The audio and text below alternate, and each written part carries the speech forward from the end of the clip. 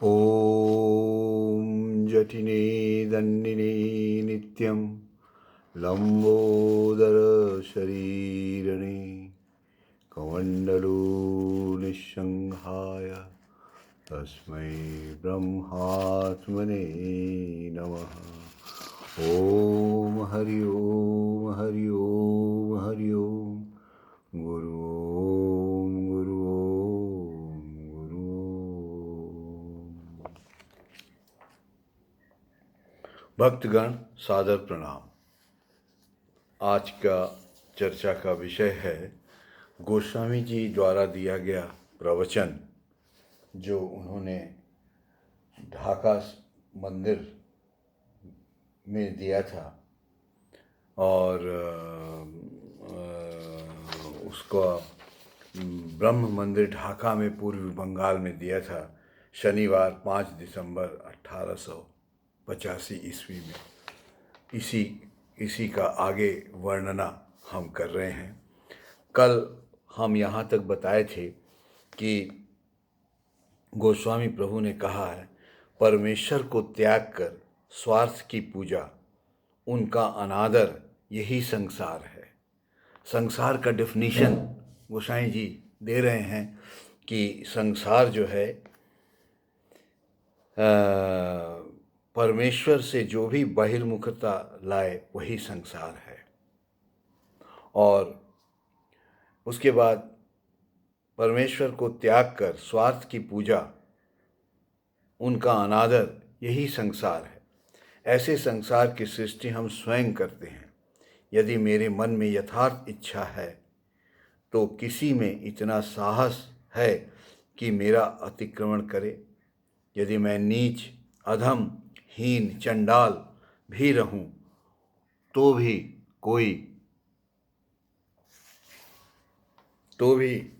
कोई चेष्टा करके भी उसे पराजित नहीं कर सकता है। तुम भी प्रभु हो, यदि प्रभु तुम्हारी इच्छा ही पूर्ण हो। यह भाव रहे। सबसे पहले भाव यह होना चाहिए प्रभु तेरा ही इच्छा पूर्ण हो। यह भाव रहे तो संसार में रहकर भी धर्म प्राप्त होगा। तुम ही प्रभु हो, तुम ही राजा हो, तुम ही मेरे सिंहासन पर विराजो। इस भाव से जो प्रभु को राज्य अर्पण करता है उसे कोई चेष्टा करके भी पराजित नहीं कर सकता। पृथ्वी की शक्तियाँ एकत्रित होकर भी उसे पराजित नहीं कर सकती हैं। संसार की शक्ति छाया की तरह स्वप्न के समान है। स्वप्न में दिखने वाले शेर में जैसे वस्तुतः कोई शक्ति नहीं होती है, संसार की शक्ति भी उसी तरह होती है। रज्जु में सर्प ज्ञान, सब कुछ धोखा है। एक बार यदि बोध हो जाए तो यह सब कुछ भी नहीं है। केवल एक बार यदि ठीक से ज्ञान हो जाए तब चराचर के स्वामी की ही जय होती है। चराचर के स्वामी की ही जय होती है।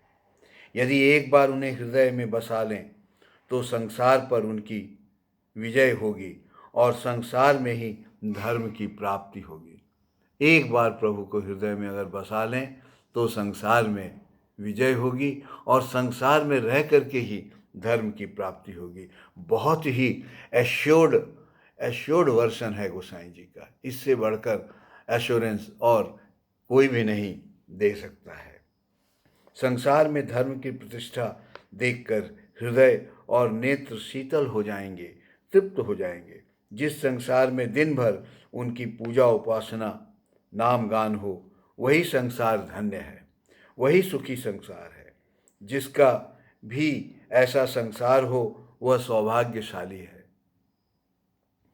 हमें ऐसा ही संसार निर्मित करना पड़ेगा, केवल बातों में, चिंता में या कल्पना में नहीं। यदि एकांत भाव से उन्हें संसार का राजा बना सकें तभी संसार धर्म का संसार होगा। मेरे प्रभु ही मेरे संसार के मालिक व राजा हैं, यह देखकर मेरा जीवन सफल होगा। हम सबका संसार धर्म का संसार हो। हर परिवार में प्रभु का सिंहासन विराजमान हो।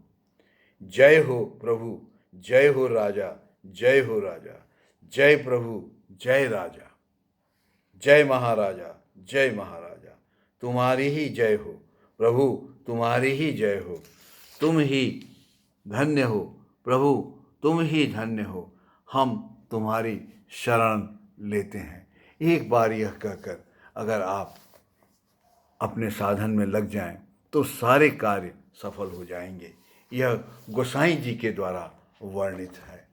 एक बार अपने प्रभु को इस संसार के साम्राज्य में स्थापित अगर हम कर सकें तो हमारी समस्याएं सॉल्व हो सकती हैं। अतः ध्यान रूप में हमें हमेशा साधन में, नाम जप में लगे रहना चाहिए और अपने इष्ट देव को, अपने प्रभु को संसार में महाराज के रूप में, महाराज के स्थान पर बैठाना चाहिए। गोसाई जी रामचरितमानस का हमेशा उल्लेख करते थे।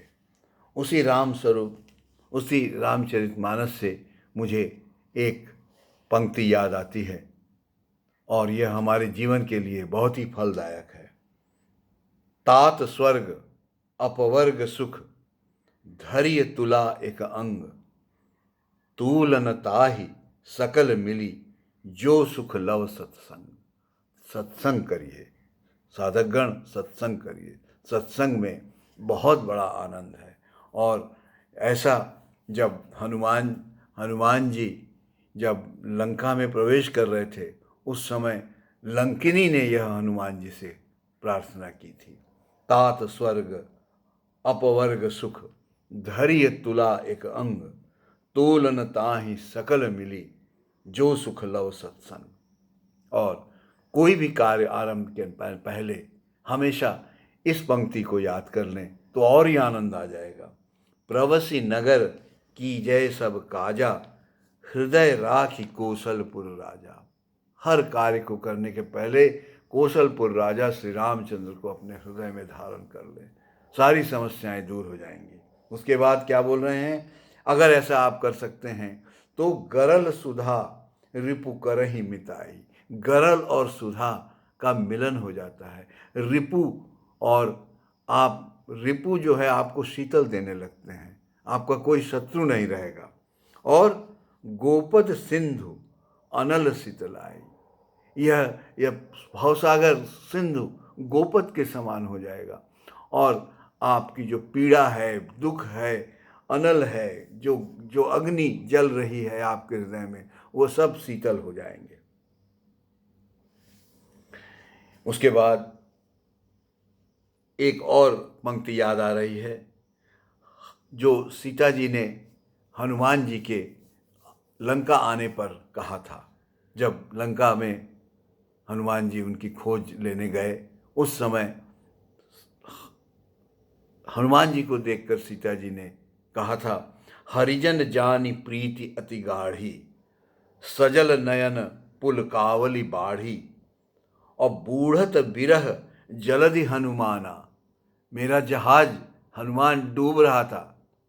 बूढ़त विरह जलधि, इस विरह रूपी समुद्र में मैं डूब रही थी और तुम क्या हो गए, भयउ तात मोह कहु जल जाना। हे तात, हे पुत्र, तुम कहाँ से जलयान होकर के तुम प्रकट हो गए। मैं इस विरह के जलधि में डूब रही थी हनुमान।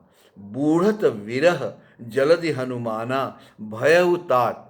हे तात, तुम क्या हो गए, मेरे लिए जलयान हो गए, नाव के समान हो गए। जय श्री राम।